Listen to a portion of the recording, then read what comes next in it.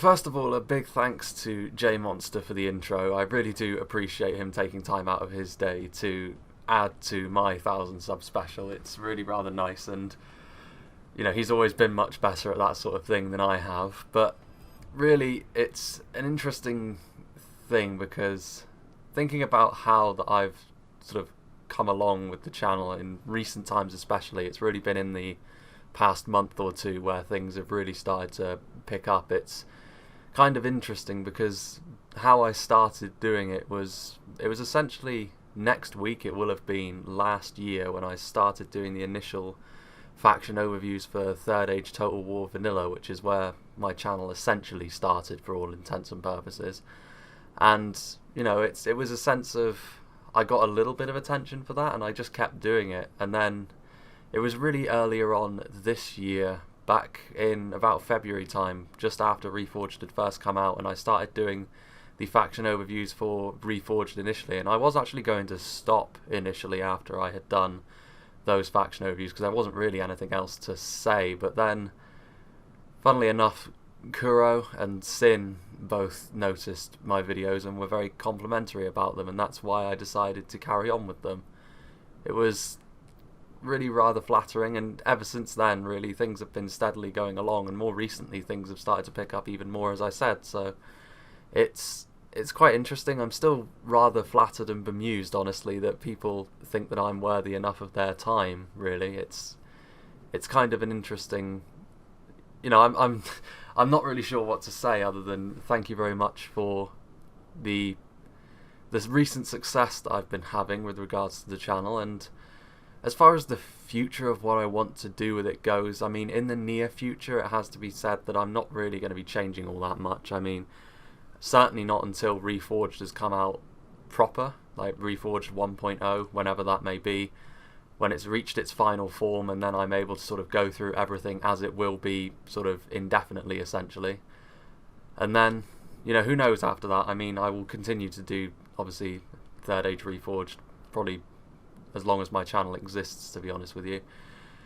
But beyond that, I'm not really sure. I mean, I'm not really sure where I want my channel to go in general, to be honest with you. I mean, it's still a relatively small channel, of course, but who knows? I mean, it really rather depends on how things go from here. I mean, I'm starting to ramble a little bit, aren't I? All you really need to know is I'm very, very grateful for how things have gone recently.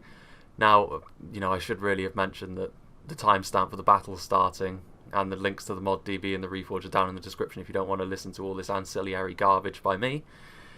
But yes, onto the sort of 1,000 sub special at hand. We have a scenario which was made by WK, and of course he's quite a talented map maker, if I may say so.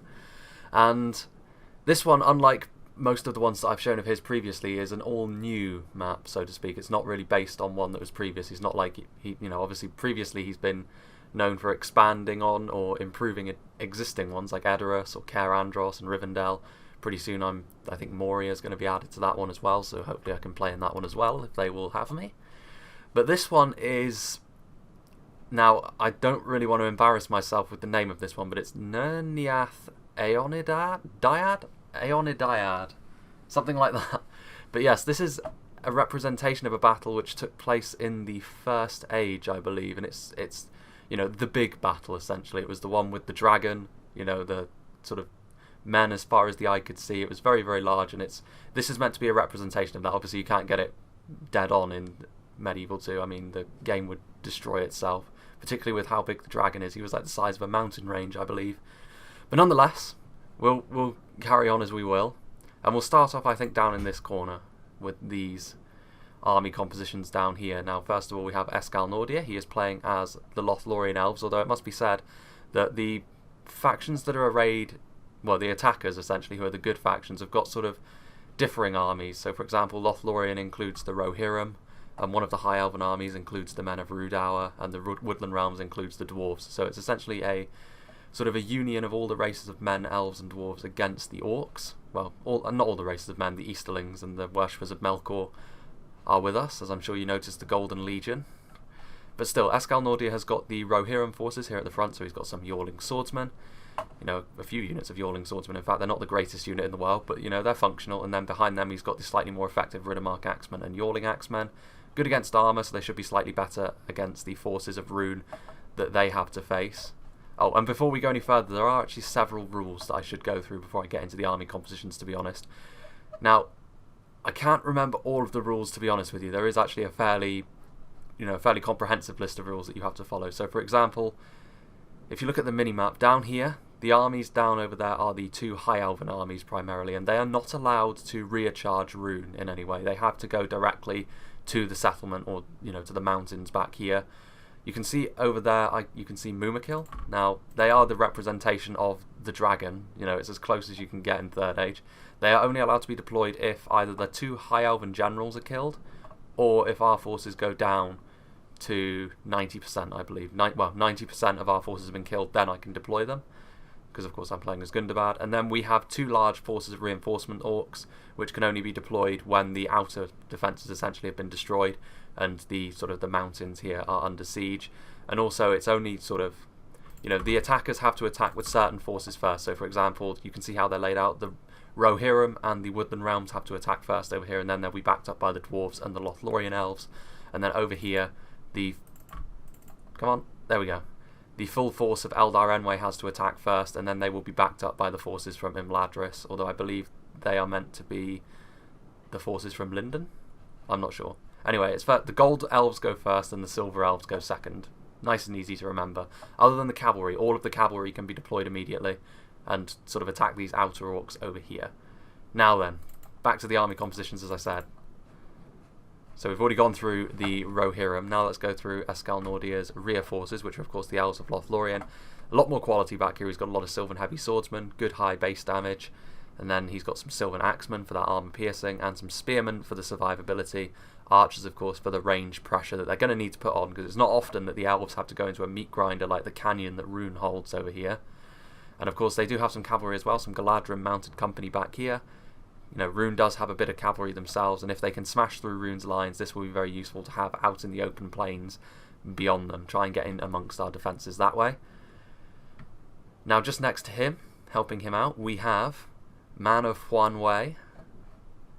He is playing as the Woodland Realms and the Dwarves together, so he has the Hir-E Dirith at the front.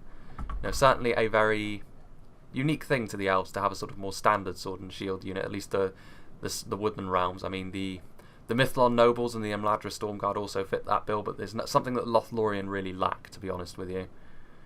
The Sylvan Axemen, of course, are a little different in the way they work. The armor-piercing nature of them means they're a little bit more focused around biting into armoured targets, whereas the Dirith and the Mithlon Nobles, they are much more about having that survivability, that nice core to your army. Back here we have the Hir-E Lang, of course, that standard two-hander Elven Swordsman unit, very high skill. No armor-piercing, but still very good. And then we have the Hir-E Beng back here, more Hir-E Beng and some Hir-En Ek. All of those sorts of units, they're already firing, amazingly enough. They're in range. And then we have more Spearmen, and then back here we have the Elder Kingsguard, very strong cav unit on its own. The Pathfinders are a little bit more fragile than these guys, but the Elder Kingsguard, very, very strong. And then back here we have a few units of Dwarves. So we have a couple of units of, 3 units of Ironfoot Guard, backed up by a couple of units of Axemen of Erebor, and then back here we have the Dragon Slayers of Ered Mithrin, I should say, as the very strong Dwarven infantry unit. So a lot of very, very strong units back here. Moving on to the Defender, which has to hold them off. Obviously in this very, very defensive choke point, we have the maker of the scenario himself, WK, playing as the Golden Legion of Rune. He has 3 units of Clan Warriors. Obviously these guys won't be too good against anything other than the Rohirrim units, but they do get committed first, so they're also pretty good for soaking up the Elven Arrow fire. And then back here he has the slightly more effective Loka Gamp Rim. Again, look at that halberd line. Or pike line, one of the two. I always get confused with the Gamp Rim because their weapons look like halberds, but I do believe they are actually pikemen because cavalry falls like flies to them. Back here he's also got a couple of units of Runic Swift Blades to back them up, another unit of Gamp Rim, a couple of units of Clan Guard, and then back here we get into some of his more elite units, a couple of units of Flag Rim, 2 units of Scion Rim, and then he has these Dragons Wrath Guildsmen, and then up on these hills on either side he has his archers, so he's got Nar Rim and Clan Hunters, I believe, on both sides. There was actually a version of the scenario we did before which, as I said, crashed, and he did have some Cummel's Shadow Bows as well. but that isn't going to be the case now. In fact, we might as well go through the initial part of my army as well while we're over here. So here is going to be my forces, and they're going to be reinforcing WK. We just have 4 units of Orc Marauders and a couple of units of Goblin Trackers, adding some more numbers to the valley and a couple of units of archers to really make it more difficult for them to attack. Let's go on to the other 2 attacking armies, starting off with the rear forces back here of the... Well, actually, I believe this is the Imladris force. Yes, it is. So we have a unit of Elder-Enway Nobles and a unit of Imladris Light Cavalry. So that's the Cav force. There is going to be Cav sort of spread throughout the map, to be honest with you. There's also some Smiths of Eregion, Imladris Guards. There's several units of Imladris Guards, 3 of them in fact. That's a very, very strong force indeed. And Falas Lords and more Smiths of Eregion. Orange Fired On really did have the strongest single army out of anyone on the field. The first High Elven army is incredibly powerful. Actually, this is part of Nefi's army. We may as well go through them together, to be honest with you. They're deployed right next to each other. So Nefi also has some Rudau units, a couple of units of, well, 1 unit of Berserkers, 3 units of Savages, and 1 unit of Rudau Heavy Pikes. I do love the Rudau units and how they look. They're becoming their own faction in the next patch, and I can't wait for that. A new faction is always good. And then over here we still have our Orange Firedon's army, the Imladris Storm Guard, Storm Raiders. You know, there's a lot of Storm Guard, in fact. You don't see them very often because the Mithlon Nobles are actually more effective and they are cheaper. But of course this is a scenario where you get assigned your army, so that sort of thing. A little less important. A lot of Storm Raiders. There's some Mithlon Nobles from Nefi, so this is Nefi's army. Elder-Enway Nobles. There's some Elder-Enway Lancers, and then here are the Elder-Enway armies. A lot of archers. There's also some more Lancers, Spearmen, and of course Swordsmen. So a lot of Elder-Enway. That's pretty much it. Spearmen, archers, swordsmen, and then some Lancers and Cav, and then the Rudau and Imladris forces backing them up. So now we shall move on to the other defenders, all of the armies of the Orcs, including the rest of my army. So first of all, we have this sort of little outer defense here, which is really designed to stall, although they really don't stand much of a chance because it's made up of the likes of Orc Maulers, Orc Raiders, a lot of Orc Raiders. Obviously, J-Monster is playing as Mordor, and the Misty Mountains is being played by Savage Paradox. He's got some Goblin Archers over there, and Goblin Archers and Orc Raiders. Now, it may look like this force is very small, but there is actually quite a lot of underground Goblins as well.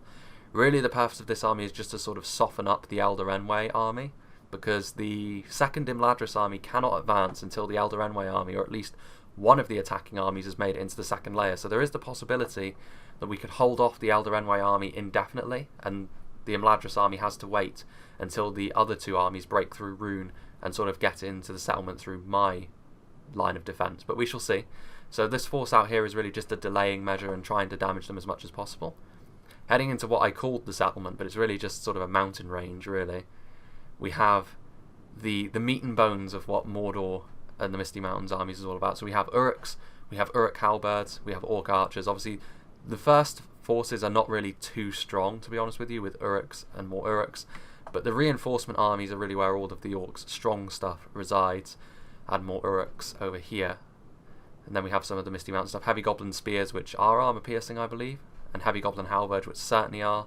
More Goblin Archers, a couple more units of Goblin Archers, in fact. And then some more Heavy Goblin Spears and some Heavy Goblin Halberdiers. So yeah, maybe not the strongest armies in the world. And then back here, we can see we start to get into slightly more useful units like Cave Trolls, Orc Bodyguards, Blackwatch Legion. And then over here we can have some Heavy Goblin Halberdiers as well. Bolg's Champions, they will be very useful when we can deploy them against the enemy Cav. And then over here we have more Blackwatch Legion, and we have the Melkor's Chosen. Of course, I can't wait to talk about the rebalancing of how Cav and such works in the upcoming patch. Now, unfortunately, over here there's a lot of hidden units, so I'm going to have to basically guess. There are 2 units of Lesser Balrog up here. There's a lot of Morannon units, more Orc Archers, Morgul Chosen, Temple Inquisitors. Essentially, all of Mordor's best units are back here in some capacity, I believe. But it's just hard to see them, and we will actually have that same problem on the other side with me as well. So if we move over here, we can see sort of my units that are already sat in this sort of mountain pass. We have a unit of Trolls of Gundabad, by myself of course, and we have a unit of Witch Realm Pikemen, and then we have a unit of Witch Realm Inquisitors. And over there we can see Witch Realm Pikemen, and my reinforcement army is up here. Now the one thing that I was rather sad of is, the one thing that was rebalanced and got rid of for me was a unit of Witchers. But we can see my entire force, because of course it doesn't matter if my units are hiding, because it's my replay. We have a couple of units of Goblin Trackers, and maybe not the best archer in the world, but it's still archers, and in the late game they can swing it. We also have Witch Realm Hammers, Gundabad Guard, 2 units of Guardians of Khan Doom, Witch Realm Skirt, and 3 units, I should say, of Witch Realm Scourge Raiders. So that's a pretty decent reinforcement army, but honestly Mordor's is slightly more impressive. But then I do have, of course, as we saw before, this unit of Mumakil, and while they can only be deployed late on, as I'm sure you noticed, the enemy army has no javelins, so they have no concrete way of taking them down, so they really have to just hope that they can wear them down in the late game. It's really a matter of if we can do enough damage to the attacking armies, the Mumakil will be able to finish them off. That is very much our ace in the hole, but now is the time for the battle to begin in earnest, so let us begin. And I don't think the lag should be too bad on this one. Certainly not as bad as the one previous, because of course the enemy do have to attack in waves rather, and you know, they're not allowed to just sort of blob in and just smash our lines to bits, because of course that is the nature of a lot of scenarios. The defenders often find themselves outmatched, and that is the case for us as well. Obviously the quality of the armies we're facing, particularly the high elven armies, it must be said, it's going to be very, very challenging for us to get much done. As well, in the early stages of the battle, before our quality. I mean, WK has certainly got a very good position here, and he has got the, you know, he's going to be able to hold pretty easily against the likes of the first waves, like particularly against the Rohirrim units. They're going to be able to make very little headway against the runic line, especially if they come under archer fire. But of course it behooves us really to save the archer ammunition for the elven two-handers, to be honest with you. A lot of the slightly more fragile but heavily damaging units that they bring. And obviously he's got his clan warriors in loose to try and mitigate some of that arrow fire, and he really wants the enemy to use up their ammunition on just the clan warriors, because honestly the clan warriors, they've never been the most high profile unit on the field, so to speak. And it's not as if Rune's army is hugely elite. I mean, he has got a lot of decent stuff, but I mean, he's got no Carmel's Chosen, which, you know, in the Temple of Sauron battle obviously they proved their worth in spades. And obviously a lot of clan warriors, clan hunts as well. I mean, the Dragon's Wrath crossbows are an extremely strong unit, so maybe it's understandable that, you know, but I think maybe one unit of Dragon's Wrath crossbows or a unit of witches for the defenders would be good, because it gives the attackers that sense of nervousness. Meanwhile, you can see over here the cavalry action is starting to get underway. We have this Imladris cavalry, which is under arrow fire, and that's bad for them. They don't have shields, and you know, while in 0.86 they were probably the best cavalry unit in the game, they have moved on a long way since then. Or, well, moved on. They probably moved down, I would say. Certainly not the unit they once were. But then the elves have got plenty of other decent cavalry units now, so... Meanwhile, if we look down here, the Orc Raiders charging into the Elder Enway Swordsmen, of course, they don't stand a chance. Really, the units out here are here to just bog them down. And the idea was to try and overwhelm the initial assault and try and get as many kills on these sort of slightly more fragile Elder Enway units as possible. These Orc Maulers, I mean, defeat does seem certain. And that unit of Orc Raiders broke almost immediately because of that. Because of the charge from the Elder Enway Swordsmen. And as you can see back here, there's some Imladris cavalry getting into these Goblin Archers, but the Bolgs champions are out here. That is a lot of arrows that they just took as well. So the elves are not having it all their own way, but of course these forces never really stood much of a chance anyway. The underground goblins, obviously individually not the best unit, but they can hide. Good for an ambush, but very little else. I mean, they are slightly better than the standard goblin infantry, but that's not saying much. Over here you can see, trying to run in. I mean, a lot of the orcs are wavering almost immediately because of the quality of the units that they are up against. You can see that the Rudauer units are also coming in. The Rudauer units actually won't do too fantastically. I mean, none of these orc units are especially armoured, so the savages will start to die off a little bit more quickly than the elves. And those Bolgs champions getting into those Elder Enway spearmen, trying to charge into the Mithlon nobles, doing a decent amount of damage, but they don't have a lot of armour, so I mean, as soon as the hit points are expended, they will start to drop very, very quickly. And the Elder Enway archers, in a skirmish fight, are going to rip the goblin archers asunder. Oh my god, look at this. It's nice to have a frame rate after the Temple of Sauron battle. As we can see, these Elder Enway swordsmen, certainly a very good unit. They always have been. And of course, they have rendered the Storm Raiders somewhat obsolete, considering they are essentially, again, like the Mithlon nobles being better than the Storm Guard. Elder Enway swordsmen are essentially a cheaper and better unit of the Storm Raiders. But the Storm Raiders will be being changed significantly in the next patch to make them worth being picked. These Rudauer savages have taken a lot of losses. I imagine they got charged. Yes, they did. But these Bolgs champions are nearly all dead now, being swarmed by lancers. So as you can see, there is kind of a battle line, but it's being ripped apart by the elves pretty quickly. And this is very unfortunate for us. Meanwhile, let's go back over here to the front line of Rune. Now, the Rohirrim forces that charge in first, obviously, you know, that's the rules of the battle. The Rohirrim have to go first along with the Woodland Realms, and committing your slightly lesser units to the front line first is understandable, but the Rohirrim really not designed for this sort of fight. Certainly not designed for the grind. They might do a little bit of damage to the slightly more armoured runic units with all of these axes, but underneath this arrow fire they're not going to get a lot of opportunity to get some of that damage onto the field, especially not with the Elven Archers sort of firing. Well, Elven Archers, what am I saying? Especially not with the Runic Archers firing in. The Elven Archers are firing overhead though, and they're trying to go for the Clan Guard, which is a good choice. The Clan Guard might not be the strongest runic unit, but they're so weak to archers that you're going to be getting a lot of value for money by going for them. The Clan Guard trying to get in as close to the line now as possible. As soon as a unit's under this sort of arrow fire, you may as well commit them, otherwise they're just going to die. And the closer they are to the lines, the more chance that the enemy has to get a bit of friendly fire. Unfortunately, the Clan Guard will not be able to get their armor piercing bonus down against these Rohirrim units, nor against the any units really other than the dwarves, and they will be long dead by the time the dwarves get here. But the Clan Guard are actually sort of pushing through this gap in the Rohan lines. They will be able to get a bit of a surround off on these Riddermark Axemen, and that should send them breaking pretty quickly. I mean, they're already losing horribly. As we can see here, there are now actually units from Lothlorien being committed, which isn't entirely correct. I think Lothlorien should have waited a little long before they were able to send these up. But it doesn't really matter. I mean, if not these guys, then it would have been just Woodland Realms Spearmen, and honestly, the Sylvan Heavies are slightly less strong, so who cares? I mean, it's a case of, like, as long as the rules aren't violated hugely by them just blobbing in and recharging rune and everything, it doesn't really matter too much. And the Flagrim are also being targeted. Maybe not the best use of their time. I mean, the Flagrim are pretty heavily armoured and they do have shields. And also they are only armour piercing, which against the vast majority of your armies isn't really too important. You'd probably be much better off going for these Gamprim, because they are the primary line holders over here. I've got my Marauders over here. Got my Goblin Trackers waiting in the wings. Let's go back over to here. As you can see, the outer defence from the Orcs over here has been pretty comprehensively destroyed at this point. I mean, you can see where the battle line was, but it didn't last very long. And if we look at the nature of the dead bodies here, there are very, very few Elder Enway there. Which again was a little bit of a problem. Again, if WK is going to tweak this scenario a little bit, I would suggest that, you know, that outer defence is a little bit pointless if the Orcs are that bad and the Elves are this good.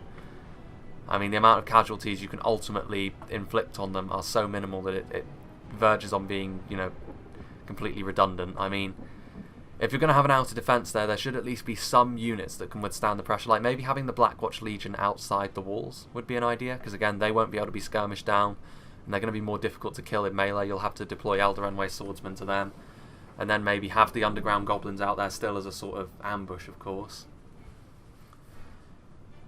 And now we have sort of the skirmish being set up, and this is what the elves will be doing for the time being. These Elder Enway archers will be trying to skirmish down this choke point over here, which is understandable, and they will be going for these units of Uruks and these Orc archers in the background. So the skirmish will begin in earnest over there.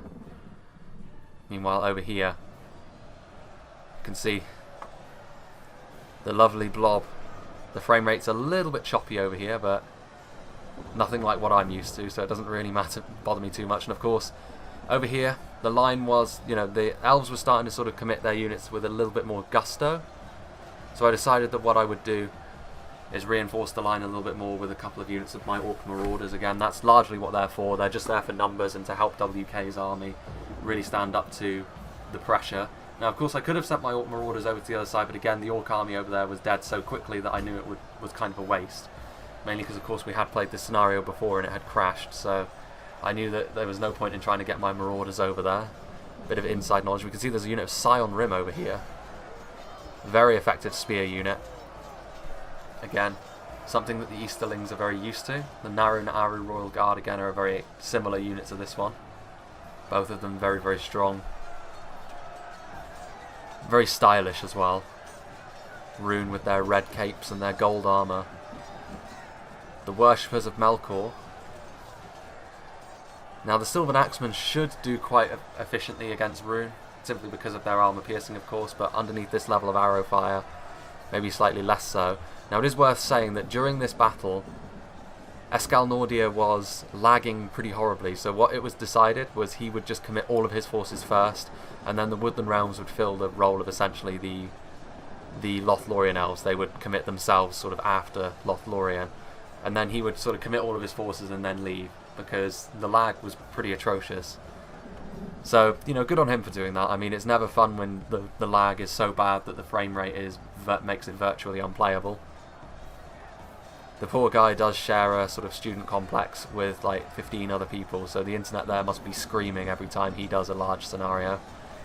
In the Temple of Sauron, though, it was mainly not his fault, incredibly. Despite that. But yes, the front line here. I do love the upgraded variant of the Sylvan Axeman. I love the blue capes. But yeah, the Gamprim is still actually doing relatively well, although defeat does seem a distinct possibility.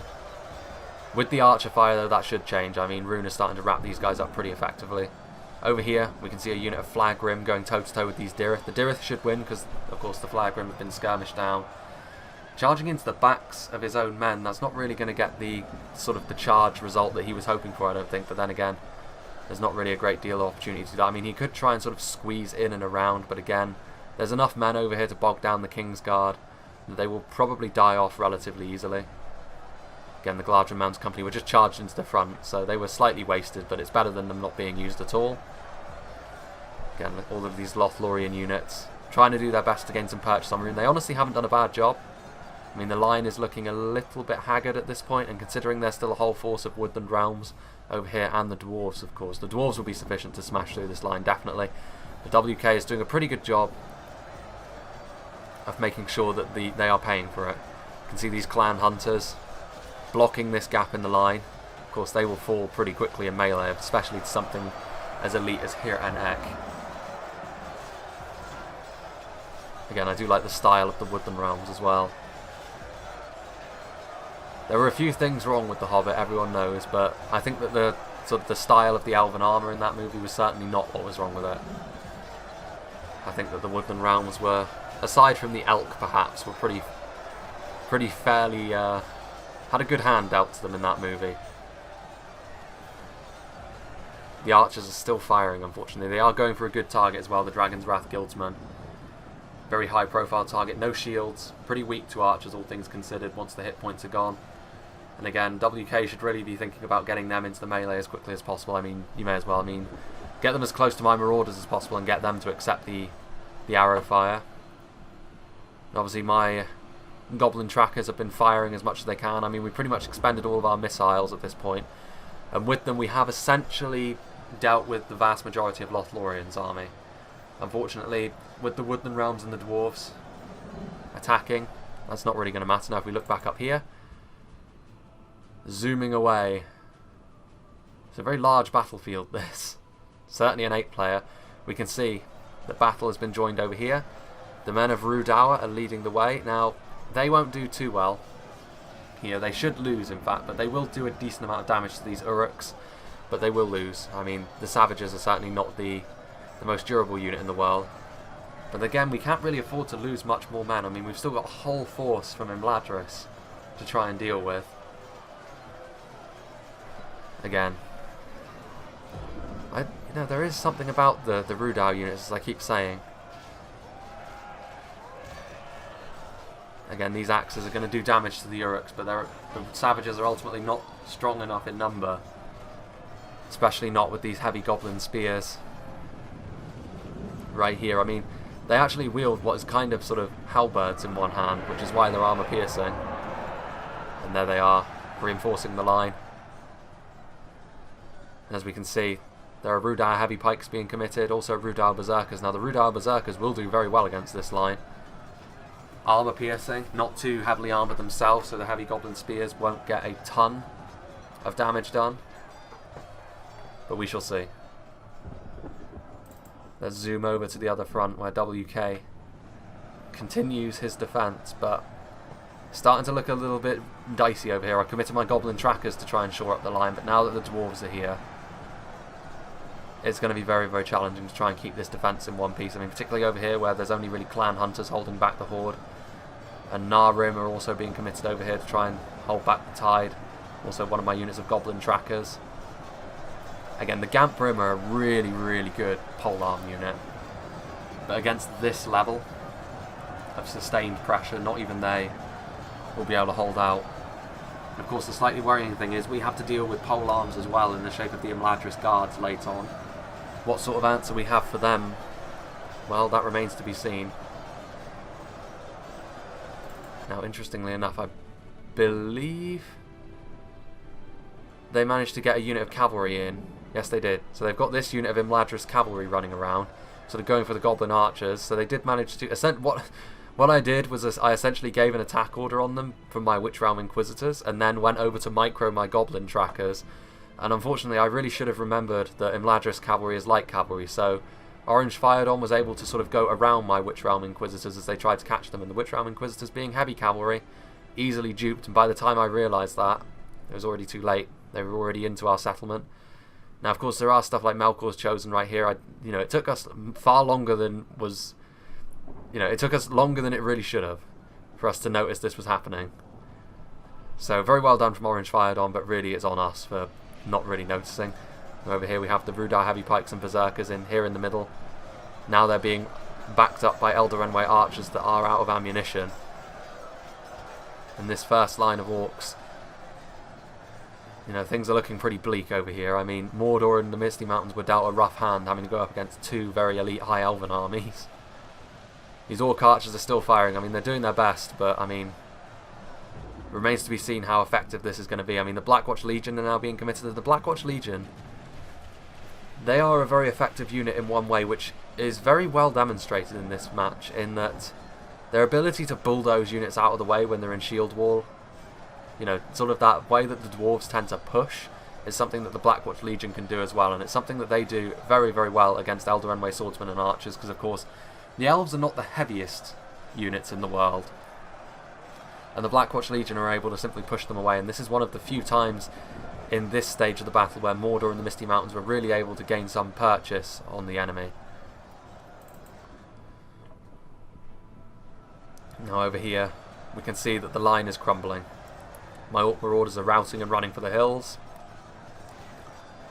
in droves, and while the Men of Rune will stay for slightly longer, they don't really stand a chance now. The line is broken and they will fall through. Although I do think that here on this front, WK, the first defence, was much more effective.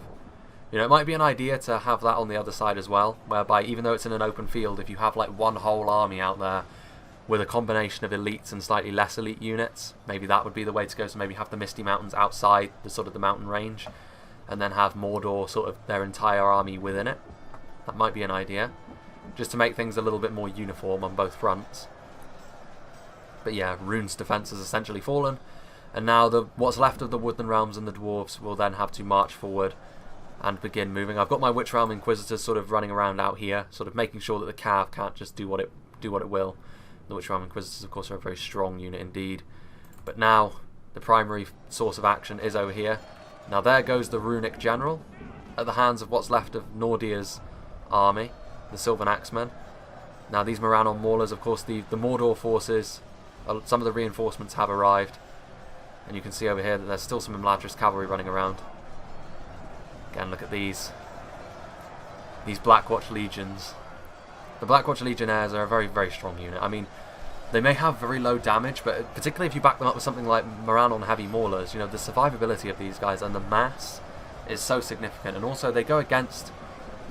I wouldn't say they go against. I mean, the Misty Mountains is a rather interesting faction. There's a good deal of disparity between their units in terms of survivability and damage. But again, I'm sure that the next patch will clear that up a little bit, give them a little bit more of a focus. In fact, I believe on the day that I'm recording this is the day when they're actually discussing the Misty Mountains in the development part of the Discord. So there's something that's quite interesting.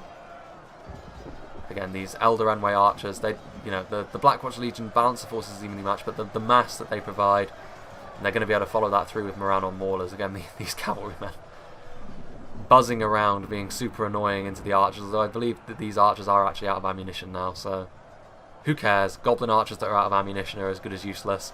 And over here on this front, the Blackwatch Legion has proven themselves even more by bulldozing them out of the way. There are also these Mythlon nobles that have sort of gotten into the fight now. Again, this elven army is starting to look a little bit worse for wear, but there is a whole nother elven army that will be coming, and it's even more elite than this one. We can see over here cave trolls are being committed.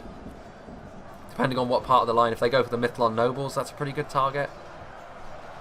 Although going in here is a little bit more risky. I mean, the Rudar heavy pikes and the Rudar berserkers that are still remaining will be able to do a pretty decent job, I think. We shall see. Rudar berserkers with their hexagon shields. Now the Rudar berserkers are also a pretty good unit to go up against the Blackwatch Legion with. Good against armour. Not very heavily armoured themselves, so what little attack the Blackwatch Legion do have isn't too effective. Again, the Rudar berserkers are, they're kind of an enigma type unit. It's difficult to know what to do against them. Obviously you can beat them 1-to-1 with a lot of units, but being efficient against them is kind of difficult. They're kind of like the Carmel's Chosen in that respect. Again, these cave trolls are in the fight. They're going to be doing a lot of damage to these Eldarenway archers, but they're also going to be taking a lot of damage from the Rudar units here. Oof. The Goblin archers going for the Eldarenway swordsman, that's a good target. Back there's only a unit of Eldarenway nobles and spearmen left for Nephi. I do think, Nephi's not done a terrible job here. I mean, that outer defence he managed to destroy with impunity, although, again, it wasn't the strongest army out there, to be honest. It's not like you deserve a medal for destroying a force made up entirely of underground goblins and orc raiders. But nonetheless, he did it well. Then these Morannon heavy maulers. Victory is a distinct possibility against the armoured Eldarenway. Of course, the High Elves, unlike their other two Elven brethren factions, do have some armour. Of course, there will be another Elven faction added at some point in Linden. So that way there will be 4 Elven factions in the final version. All of them will have the same kind of base, like all of them will have a decent spear, sword and archer unit, I think. And then it will sort of be built from there. How Linden will work, I'm not quite sure. I mean, I know that Lothlorien is meant to be the one with the mid-tier, and I know that the High Elves are the ones that are meant to have something good with everything, but they can't afford to bring everything good. And then the Woodland Realms more focused around their archers.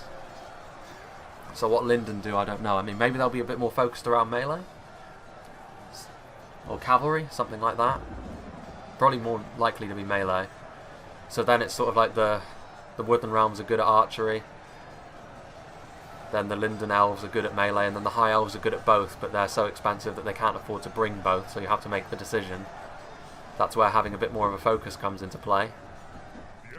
Again, that's pretty much everything. I mean, if we look, the trolls are sort of pulling back a little bit. The cave trolls have taken a bit of damage at this point.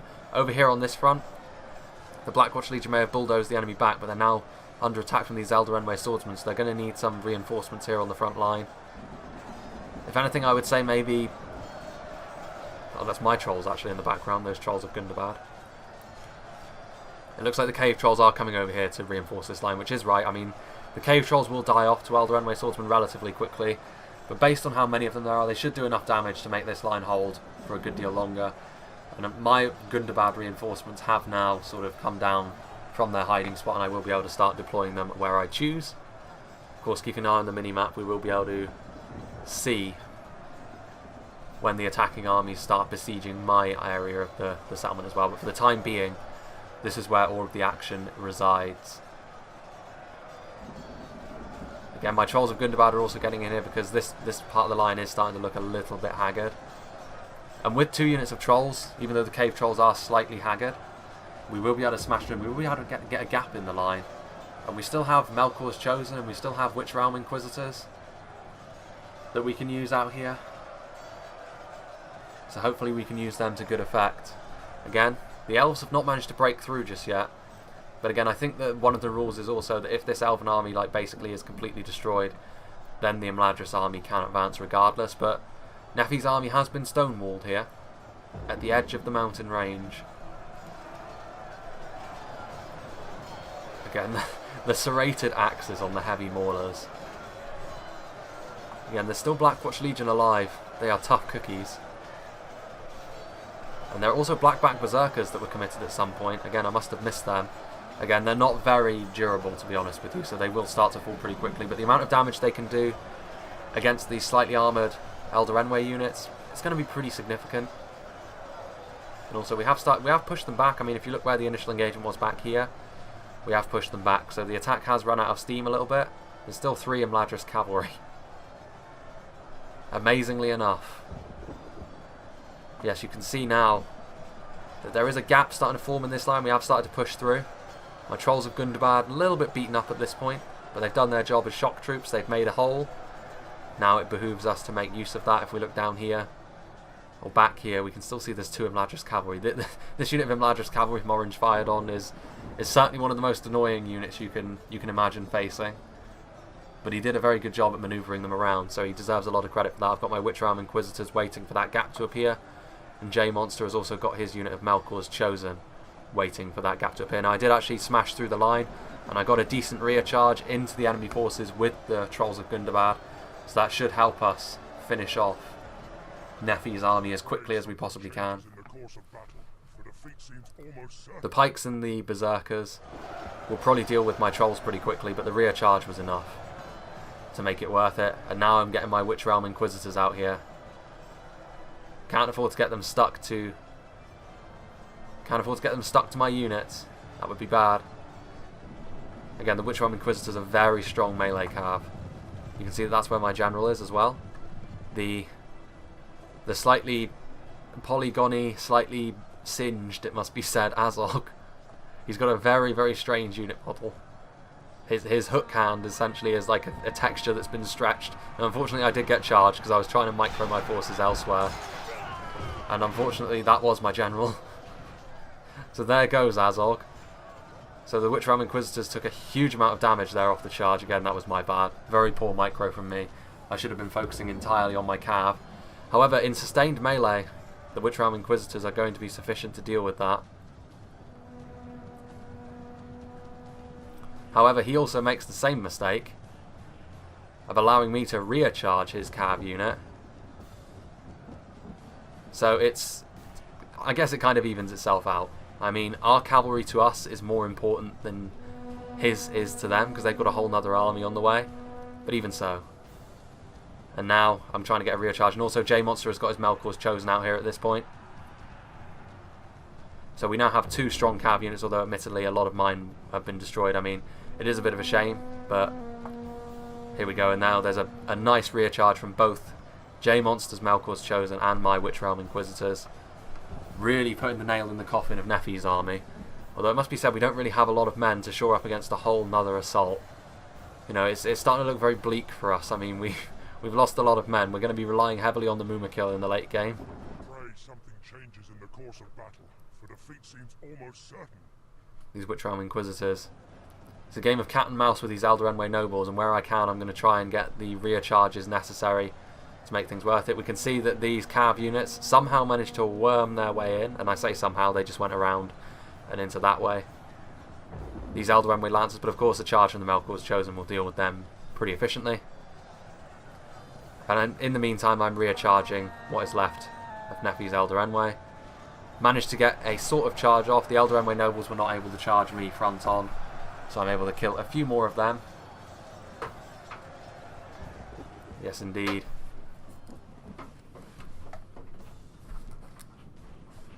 But yeah, it's looking relatively poor for us at the moment. I mean, we've managed to deal with Nefi's army, but if we look back here, look at the force that we have to engage. I mean, Noldor Elder Nobles, more than 3 units of Noldor Elder Nobles is a little bit overkill, I think. And Imladris Storm Raiders, all of the best Imladris units. I mean, this is an army which should never exist. This is an army that's ridiculous. 3 Noldor Elder Nobles, and, you know, several units of Imladris Guards, several units of Smiths. Ugh. Frightful. Absolutely frightful. I'm still trying to get rear charges with my Witch Realm Inquisitors, and at this point we have managed to kind of deal with Nefi's army completely, but even so, the real fun and games have only just begun. The Witch Realm Inquisitors, again, aside from that initial charge which killed a lot of men, they haven't really taken a lot of damage. So it just goes to show, if you micro them well, the Witch Realm Inquisitors are an incredibly strong cav unit. Of course, Gundabad, the rest of their cav is made up of wargs, so it is kind of an interesting dynamic that they have. Bit of friendly fire there. Unfortunate for me.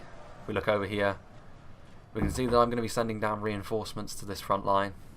And it is my 3 units of Witch Realm Scourge Raiders. Now, expecting my 3 units of Witch Realm Scourge Raiders to hold out against the hell that is approaching me and my allies is a bit of a forlorn hope, but nonetheless it's really all I can spare, because the majority of my army needs to be committed against what's left of the Woodland Realms and the Dwarves, because that, while it may not be as big of an army, it is still a very real threat.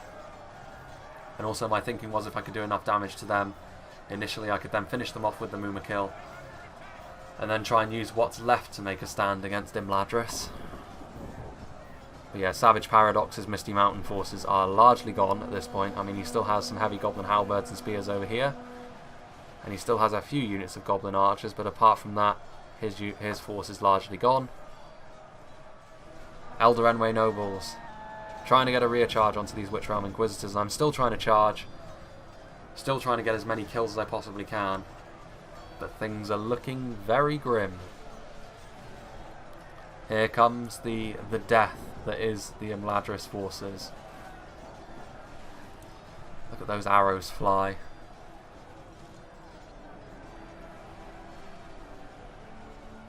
Not very accurate, it must be said, but then what do you expect from the likes of orcs and goblins?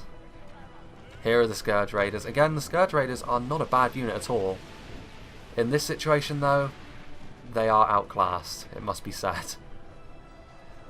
Again, the Imladris Guards are the first ones in, which is bad, because that is the pikes, which means my cav is going to struggle to get something done.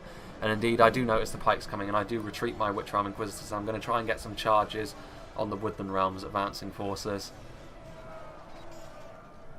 Because again, there's no point in trying to get rear charges when you've got a unit like this on the way. Only the Arnor Gate Guards are better than these guys, and that's only because of their hit points. In terms of pure melee, the Imladris Guards are superior. And in terms of style, I don't know. I mean, the Arnor Gate Guards look pretty cool, but I mean, this style of high elven armor has always been pretty quality. As far as fashion goes, it's very hard to beat the well, not Imladris, but the High Elves. In all effect, the High Elves are basically Imladris, especially when Linden become their own faction. Like, I assume the Linden Longspears and the like will be moved. There goes the Misty Mountains General. I'm amazed he didn't die before now, honestly. Our front line is, well, it's not really there anymore. The front line now is going to basically be these 3 units of Witch Realm Scourge Raiders. So it's going to be bad news bears for them, because they're going to get skirmished down horrendously by the Noldor Elders. And again, realising that this is all rather bleak, I'm going to charge in, because the Witch Realm Scourge Raiders are offensive units, so I'm going to try and do damage at least. Wonder where those Melkor's Chosen went. I assume J-Monster is sort of keeping them back for when our defences are inevitably breached.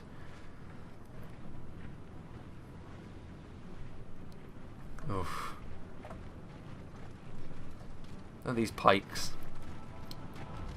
Pikes were something, of course, in vanilla that the elves sorely lacked. I mean, the Linden Longspears technically count, but the Linden Longspears have always been rather crap. And of course, Reforged is no exception. They're so lightweight and so easy to buckle.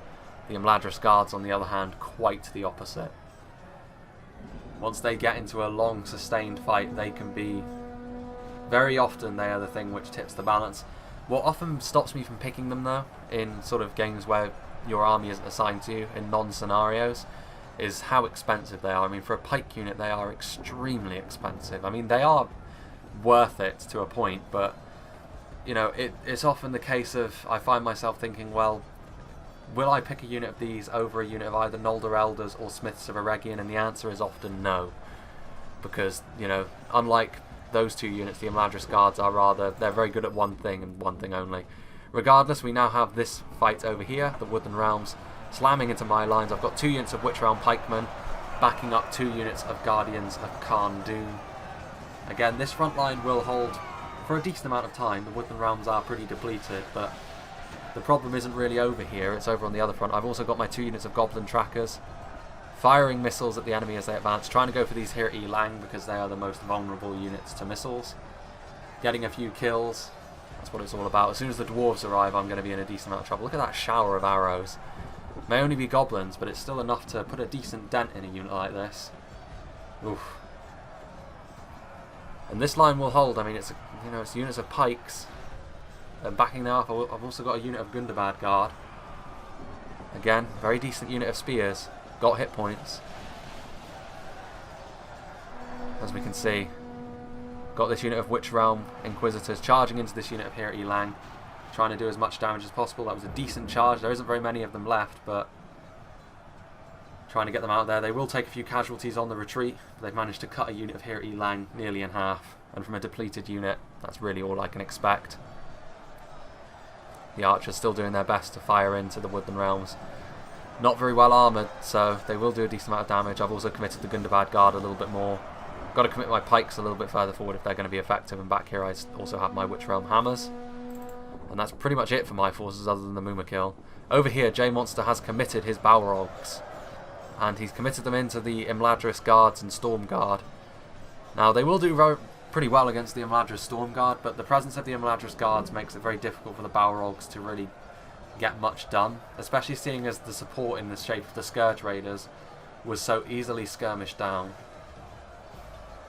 I mean, again, there's not really much we can do about that. I mean, short of just sort of falling back to the inner ring and trying to do that, but even that's fraught with danger because, of course, then we could just be kind of crushed by what's left, especially seeing as the dwarves still have units left.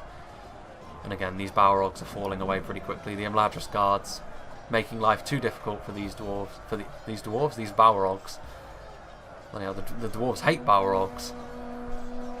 J-Monster still has his Melkor's Chosen as well, but again, the presence of the Imladris Guards in these numbers, I mean 3 units of Imladris Guards is something you rarely see, makes it very, very difficult for the Caragor Riders to really get much done at all.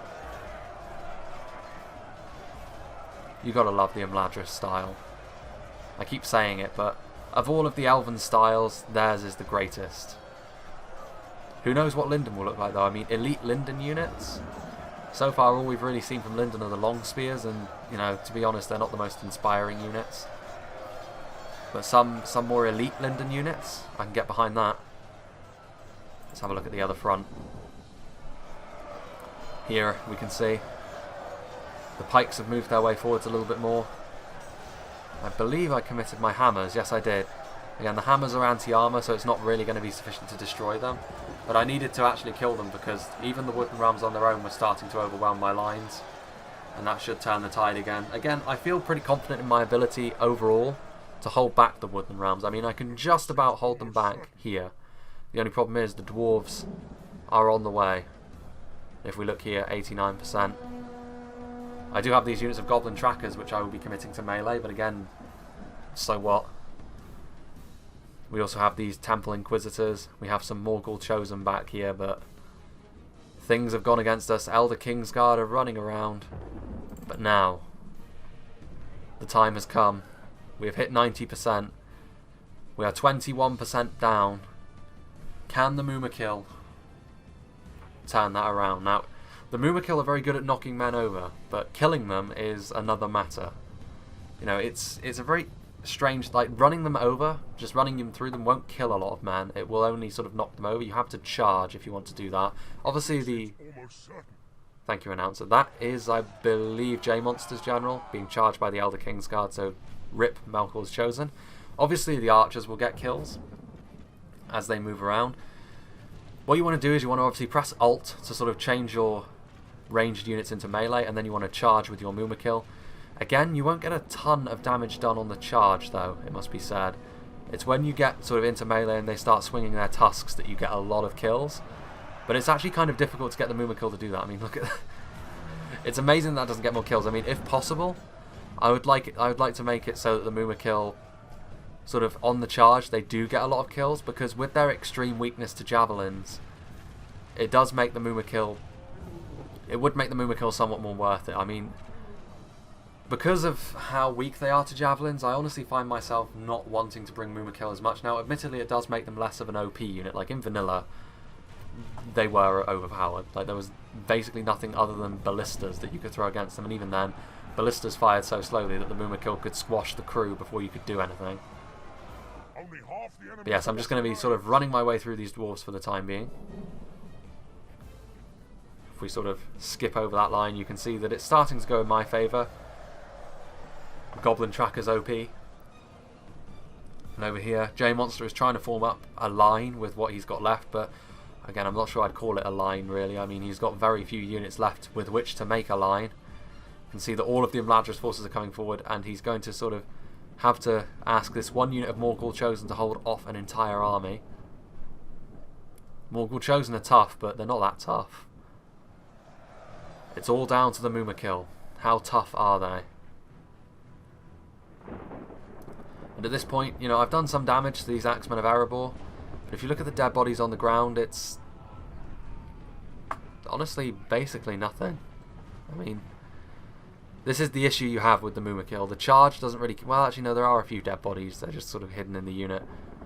You know, they killed basically 9 men in that unit, and that's the problem that I see with Mumakil at the moment. They don't really do enough damage off a charge. Like, you know, they are giant elephants. They should be doing more damage off a charge, in my opinion.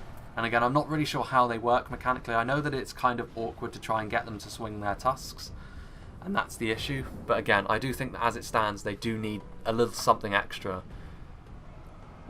Mainly because they're so easily countered now. I mean, admittedly, the enemy don't have that counter, but at this point, we need the Mumakil to do so much work that we need them to be OP. And here we can see, I'm just going to sort of charge my way through the Woodland Realms lines. Again, did that do a lot of damage? I mean, it looked like it kind of did, actually. Maybe it's the armour. Because it looked like I did a ton of damage to those Woodland Realms units, and they aren't very armoured at all. Whereas against the dwarves, they were able to withstand it a lot more. I can't imagine it's armour based. I mean, that would be kind of weird. I mean, maybe the developers know. I'm not a developer after all. I'm on the periphery very much. Let's have a look over here, shall we? Temple Inquisitors being committed. I've talked before in the last game about how monstrous the Temple Inquisitors are in melee. Not enough to take on this many elves, I fear.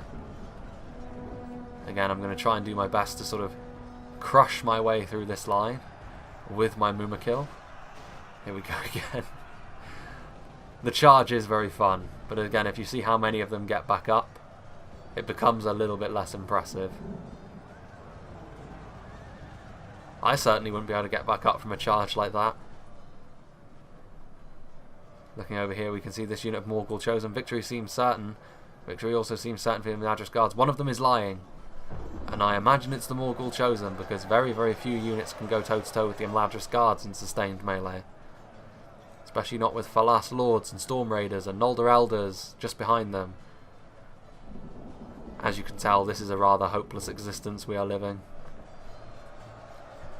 Even over here, you know, my line is holding, but as soon as those dwarves get into melee, it's going to be it.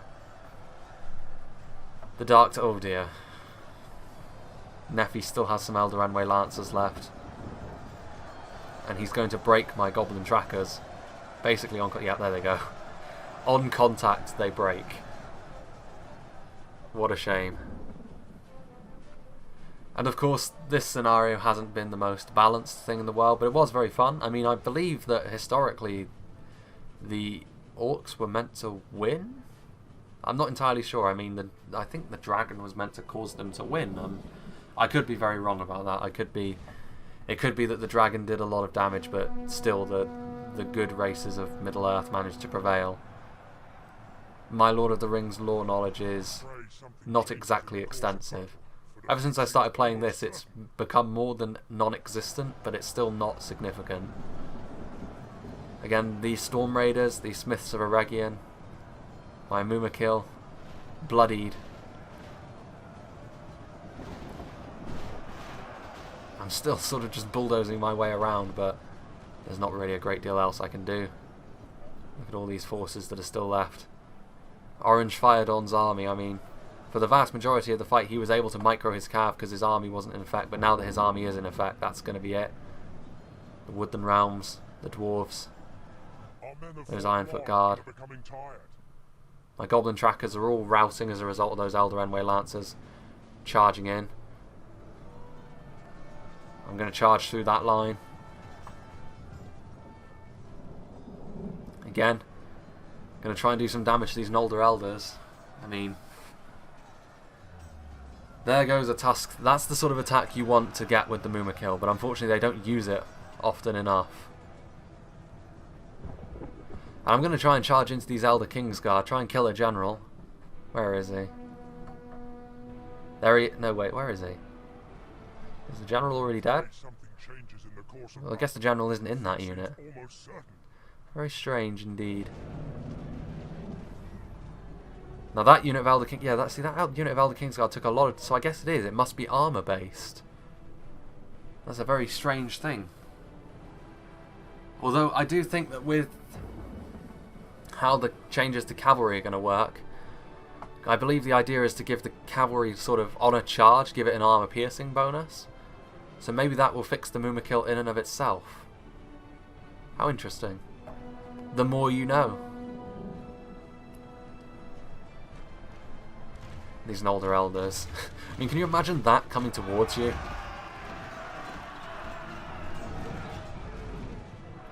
Madness. And yet they all managed to get back up. Elven skill indeed. Hardiness like that is something you usually attribute to the dwarves. Die, elves, die.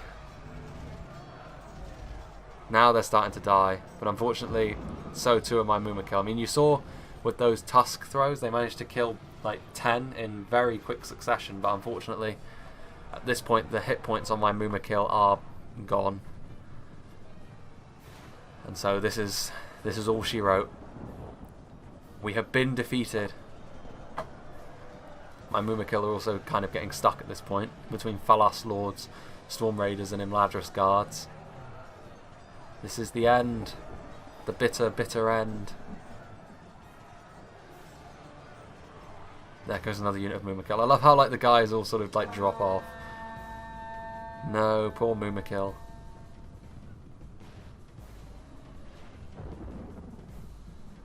Here come the Elder Endway Nobles. I believe actually, my Mumakil routed after the death in quick succession. I believe the only unit that is left are these Temple Inquisitors. We might as well speed it up a little bit. The Temple Inquisitors are sort of following around Nephi's general, I believe, trying to kill him off.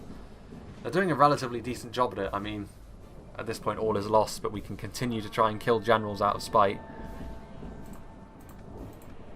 And this is going to be it. There we go. So as we can see, an interesting sort of spread of kills. If we look at the defenders, obviously, I got a decent amount of kills. I mean, Mordor and the Misty Mountains, that was where the imbalance in the battle really lay, because obviously they were able to basically be smashed to bits outside the mountain range by the first High Elven army, and they were able to sort of blunt them on the second.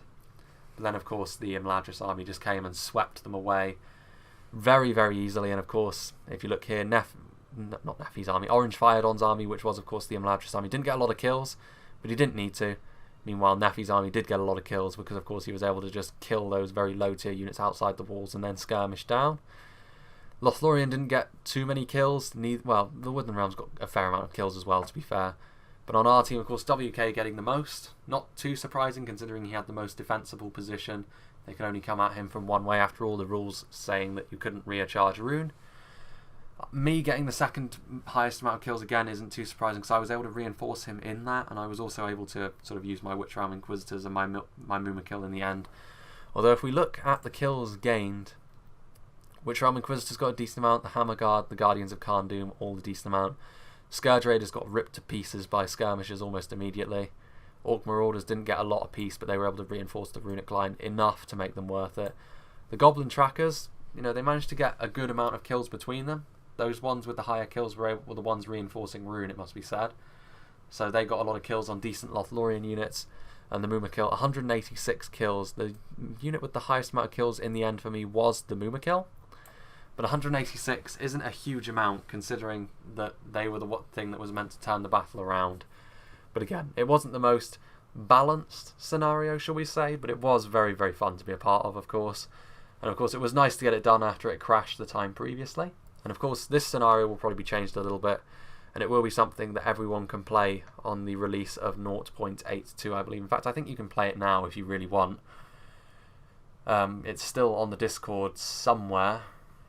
I think it's on the maps thread. It's got its own installer and everything, so WK has even gone so far as to make installing the maps even easier. You don't even have to follow a file path anymore. So that should lead to a lot less problem for a lot of people. Of course, most people that test the scenarios at this point have gotten used to the exact path you need, but if you're new to the Discord, it will be even easier for you to play this scenario. So yes, this was the 1,000 subscriber special. I hope you enjoyed, and again, the future of the channel, I'm not really sure about where it will go, other than the fact that I will continue to do Third Age Reforged, of course. I owe a lot to Kuro, Sin and company for basically how good my channel is. Well, how good my channel is. I wouldn't say my channel's all that good, to be honest with you, but how well my channel has done. And yeah, I mean, when it comes to money, as it were, monetization, I don't think it's all that worth it for the time being. I mean, you know, if I wanted some pick and mix sweets, I'm sure that what I would be getting from it at the moment would be good. I mean, all things considered, it doesn't seem like now is the right time to be tapping into that YouTube money, as it were. Someone in the past also did ask if I was going to set up a Patreon, and the answer is, for the time being, no. Mainly because I would only ever set one of those up if I was serious about doing this as a job, and I honestly doubt that I would ever be able to make it to the point where I would be doing it as a full-time job. It would be nice to do. It would be nice to sort of turn on monetization on YouTube at some point, so I could do it as a part-time thing while I sort of do my university thing. But yeah, I mean, I doubt I'll ever make it to the point where I can be considered a YouTuber in sort of inverted commas. I mean, that's, to me, a YouTuber is someone that can do it full time and support themselves doing it. I certainly can't do that, and I doubt I ever will. But then it's not really about that for me. I mean, I do genuinely enjoy making these, and I enjoy helping the developers promote this submod, because I do think they deserve a lot of credit for their work. It is a very, very good mod to play, and as far as multiplayer goes, it is one of the best Total War experiences I have had. In fact, probably the best so far. And it's nice to be a part of something that sort of is being developed. It really gives you a great deal of satisfaction. And even though it is only a small way in my way, I do still derive a good deal of satisfaction from that. So yes, I hope you enjoyed this video. I hope you'll continue to enjoy what I do. So I hope you enjoyed this, and I hope you'll join me for whatever the next battle may be. And hopefully soon I'll be able to get into more stats related things with the release of 0.92, with the release of a new faction in the shape of Rude Hour, and of course the change in the meta, as it were. So yeah, I hope I'll see you for that.